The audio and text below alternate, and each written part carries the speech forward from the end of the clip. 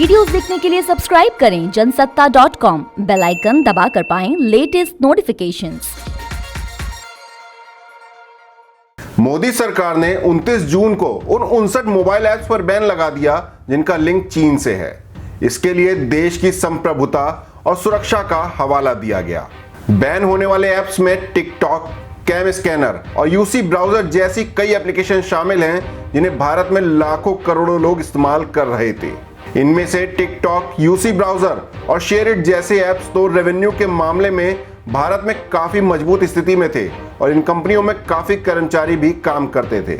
इस रिपोर्ट में समझते हैं कि आखिर ऐप्स बैन से चीन को झटका क्यों लगा, साथ ही इनकी कमाई और प्रॉफिट की पूरी डिटेल भी जानते हैं।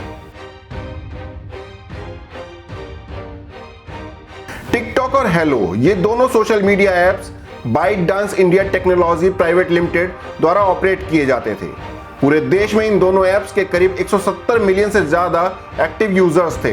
गौर करने वाली बात यह है कि टिकटॉक के लिए भारत सबसे बड़ा बाजार था। यहाँ 61 करोड़ से ज्यादा लोग टिकटॉक यूज करते थे। इसकी वजह से टिकटॉक पूरी दुनिया में तीसरा सबसे बड़ा वीडियो प्लेटफॉर्म बेस बन गया था। भारत के बाद चीन और फिर अमेरिका में टिकटॉक इस्तेमाल किया जाता है। आपको बता दें कि भारत में टिकटॉक का रेवेन्यू लगातार बढ़ रहा था। 2018-19 के दौरान बाइटडांस इंडिया ने 43.6 करोड़ का रेवेन्यू जुटाया था। वहीं अब कंपनी ने 2020-21 के लिए 100 करोड़ का टारगेट सेट किया था। भारत के मुकाबले अमेरिका और चीन में भले ही टिकटॉक कम डाउनलोड हुआ हो, लेकिन इन दोनों देशों में टिकटॉक ने भारत के मुकाबले कहीं ज्यादा कमाई की।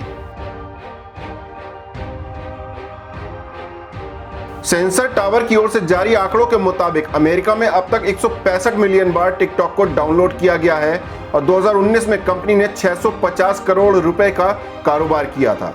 वहीं चीन में यह ऐप 197 मिलियन से ज्यादा लोगों ने डाउनलोड किया है। यहां अब तक 2500 करोड़ का रेवेन्यू जुटाया गया है। इसके अलावा बाइटडांस ने पिछले साल ऐलान किया था कि अगले 3 साल के दौरान वो भारत में $1 बिलियन का निवेश करेगी।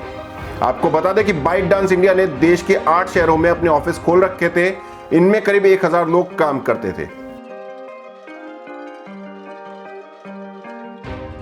देश में 130 मिलियन से ज्यादा लोग यूसी ब्राउजर और यूसी न्यूज का इस्तेमाल करते थे। ये दोनों ऐप अलीबाबा ग्रुप प्लेटफॉर्म्स की company UC web mobile private limited के तहत आते थे। हकीकत में यूसी ब्राउजर गूगल क्रोम के बाद देश में इस्तेमाल किए जाने वाला दूसरा सबसे बड़ा मोबाइल ब्राउजर था। भारत में गूगल क्रोम का मार्केट शेयर 70% है, जबकि यूसी ब्राउजर का 22% मार्केट पर कब्जा था। भारत में यूसी वेब के लिए 100 से भी कम लोग काम करते थे। इसके बावजूद कंपनी ने 2018-19 के दौरान करीब 226 करोड़ का रेवेन्यू हासिल किया था। रजिस्ट्रार ऑफ कंपनीज के डेटा के मुताबिक यह पैसा विज्ञापनों के माध्यम से कमाया गया था। गौरतलब है कि शेयरिट सबसे ज्यादा पॉपुलर फाइल शेयरिंग टूल है, जिसे भारत में 400 मिलियन से ज्यादा लोग इस्तेमाल करते थे। माउथ पब्लिसिटी के जरिए फेमस हुए इस ऐप के पूरी दुनिया में करीब 1.8 बिलियन यूजर्स हैं। अभी तक कंपनी ने इस प्लेटफॉर्म को मोनेटाइज नहीं किया था। इसके बावजूद 2018-19 में कंपनी ने भारत में 14.5 करोड़ से ज्यादा का रेवेन्यू जुटाया था। आपको बता दें, क्लब फैक्ट्री एक ऑनलाइन मार्केट प्लेस है। दावा किया जाता है कि यह भारत की तीसरी सबसे बड़ी ई कॉमर्स कंपनी है, जिस पर करीब 30,000 सेलर्स रजिस्टर्ड थे। 2018-19 के दौरान क्लब फैक्ट्री ने करीब 172 करोड़ की कमाई की थी। अब हम आपको इन ऐप्स का रेवेन्यू मॉडल समझाते हैं। असल में ऐप कई तरीके से पैसा कमाते हैं। इनमें विज्ञापन, referral marketing, in app purchase, subscription, sponsorship, crowdfunding और ई कॉमर्स आदि शामिल हैं। कुछ ऐप कमाई के लिए यूनिक तरीके अपनाते हैं। जैसे टिकटॉक कहता है कि उसकी कमाई का बड़ा हिस्सा सर्विस फीस से आता है, लेकिन ये सर्विस फीस क्या है, इसका खुलासा टिकटॉक ने कभी नहीं किया। इस रिपोर्ट में हमने आपको बताया कि 59 ऐप बैन होने से चीन को कितना नुकसान हो रहा है। बैन से चीन को करारा झटका लगने की असल वजह यही है। आपके हिसाब से चीन को जवाब देने के लिए भारत सरकार को और क्या कदम उठाने चाहिए? कमेंट बॉक्स में बताएं अपनी राय। देश दुनिया की और भी खबरों से रूबरू होने के लिए बने रहिए जनसत्ता के साथ।